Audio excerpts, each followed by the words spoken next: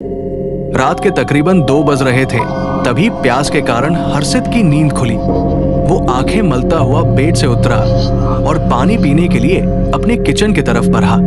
काली घानी अंधेरी रात थी और साथ ही हल्की बारिश हो रही थी। वो अपने कमरे से निकलकर किचन की ओर जा रहा था कि तभी बिजली चली गई। हर्षित ने कहा, यार इस बिजली को भी अभी जाना था। कितना अंधेरा है, मेरा टॉर्च कहाँ है?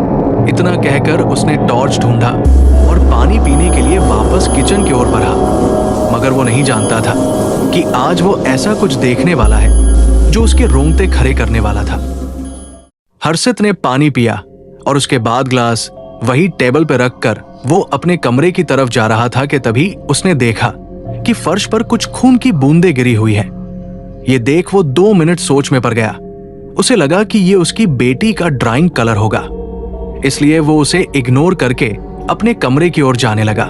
लेकिन फिर तभी उसने कुछ और खून की बूंदें देखी। वो वहीं रुक गया और आगे देखा तो आगे भी खून की कुछ बूंदें थी। वो खून की बूंदों की तरफ जाने लगा। उन बूंदों का पीछा करते करते वो अपने घर के स्टोर रूम के दरवाजे के पास पहुंच गया। उसने अपना टॉर्च की रोशनी जब स्टोर रूम के गेट पे मारी तो देखा कि दरवाजे पे भी खून के धब्बे थे। ये देख वो थोड़ा घबरा गया, लेकिन फिर उसने हिम्मत करके दरवाजे के और करीब गया। फिर उसने अपने दूसरे हाथ से उन खून के धब्बे को छुआ। ये तो सच में खून है और ये तो ताजा खून है, उसने घबराते हुए खुद से अपने हाथों की तरफ देखते हुए कहा। उसने बड़ी हिम्मत की और दरवाजे पे वापस हाथ रखा और धीरे से उसे खोला। दरवाजा खुलते ही उसकी आंखें बड़ी बड़ी होगी और उसके हाथ पांव कांपने लगे। ये क्या है? 3 महीने पहले हर्षित एक नौकरी पेशा आदमी था। उसने शहर से थोड़ा हटकर एक घर देखा। घर काफी अच्छा था और सस्ता भी था।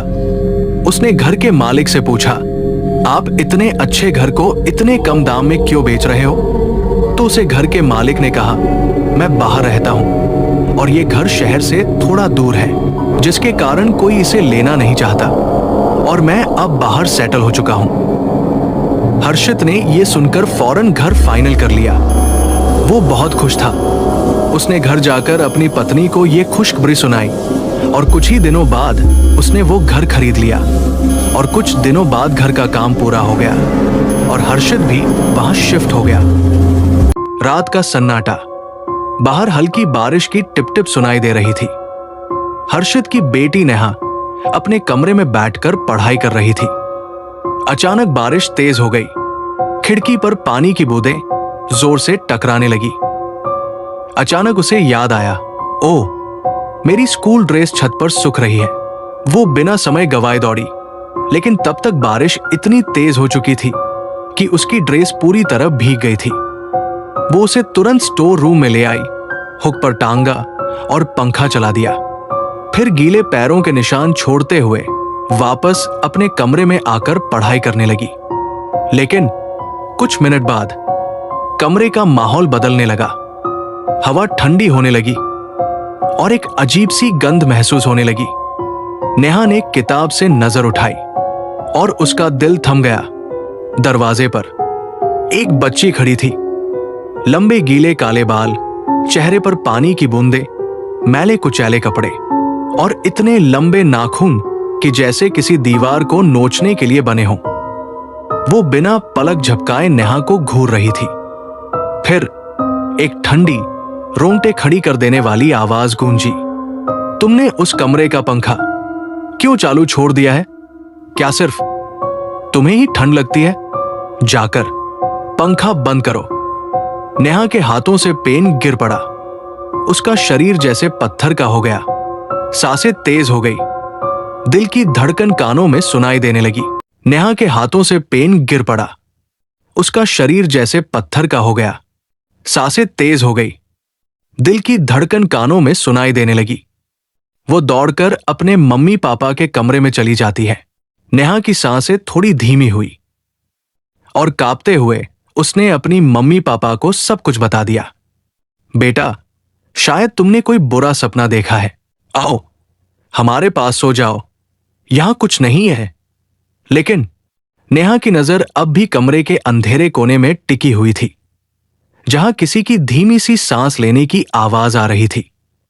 2 दिन बाद नेहा अभी तक उस हादसे को भूला नहीं पाई थी। तभी उससे छत पर से उसे उसकी मां की आवाज आती है, नेहा, नेहा बेटा। नेहा ये सुन छत की तरफ जाती रहती है कि तभी उसकी नजर अपनी मां के कमरे की तरफ पड़ती है और वो देखती है कि उसकी मां अपने कमरे में सोई हुई है। ये देखकर नेहा फिर डर जाती है और सोचने लगती है, मम्मी तो यहां सोई हुई है, तो ये आवाज किसकी थी? उतने में नेहा के कंधे पर कोई हाथ रखता है। वो डर के मारे जोर से चीख पड़ती है। तेज सांसें लेते हुए धीरे धीरे पीछे मुड़कर देखती है। वहां उसके पिता खड़े होते हैं। अगले ही दिन नेहा की तबीयत अचानक बहुत बिगड़ जाती है। हर्षित ऑफिस से भागता हुआ घर पहुंचता है। अपनी बेटी की हालत देखकर उसका चेहरा पीला पड़ जाता है। घबराहट में वो तुरंत डॉक्टर को बुलाता है। डॉक्टर नेहा की जांच करते हैं। हर्षित बेचैनी से पूछता है, क्या हुआ डॉक्टर साहब? डॉक्टर धीमी भारी आवाज में कहते हैं, अजीब बात है, इसे बहुत तेज बुखार है, मगर इसका बदन बिल्कुल बर्फ जैसा ठंडा है। समझ नहीं आ रहा ये कैसे संभव है। डॉक्टर साहब कहते हैं, अभी तो मैं दवा दे देता हूं, आप कल इसे क्लिनिक पर लेकर आइएगा। डॉक्टर दवा देकर चला जाता है। कुछ देर बाद दवा खाने से नेहा की तबीयत थोड़ी ठीक हो जाती है। हर्षित और उसकी पत्नी अपनी बेटी के पास बैठे होते हैं। तभी उन्हें लगता है कोई उनके दरवाजे के पास से गुजरा है। ये देखकर सोमाया अचानक घबराकर ऊंची आवाज में पूछती है, कौन है? कौन है वहां? कमरे में सन्नाटा छा जाता है। दरवाजे के बाहर से बस धीमे खुरदरे कदमों की आहट सुनाई देती है। हर्षित ने हिम्मत जुटाई और धीरे धीरे दरवाजे से बाहर झांका। उसकी सांसें थम गई। वो देखता है एक औरत उनके घर की चीजें उठाकर पूरे जोर से इधर उधर फेंक रही है। लेकिन जैसे ही हर्षित की नजर उसके चेहरे पर पड़ी, उसका खून जम गया। वो चेहरा इंसानी नहीं था। आधे हिस्से पर आग जल रही थी, त्वचा पिघलकर टपक रही थी और आंखें अंगारों की तरह चमक रही थी। हर्षित घबराकर तुरंत दरवाजा बंद कर देता है। कुछ देर तक ऐसा ही चलता रहा। बाहर से सामान टकराने की आवाजें, कुत्ते का भौंकना और दीवारों का कांपना। दोनों बुरी तरह घबराए हुए थे। फिर एकदम अचानक सब कुछ शांत, ना कोई आवाज, ना कोई हलचल। दोनों ने एक दूसरे को देखा। शायद सब शांत हो गया है। वे भगवान का नाम लेते हुए अपनी बेटी के पास ही लेट गए। अगली सुबह जैसे ही उन्होंने कमरे का दरवाजा खोला और बाहर निकले, उनकी आंखें फटी रह गई। आगे की कहानी जानने के लिए वीडियो को लाइक और चैनल को सब्सक्राइब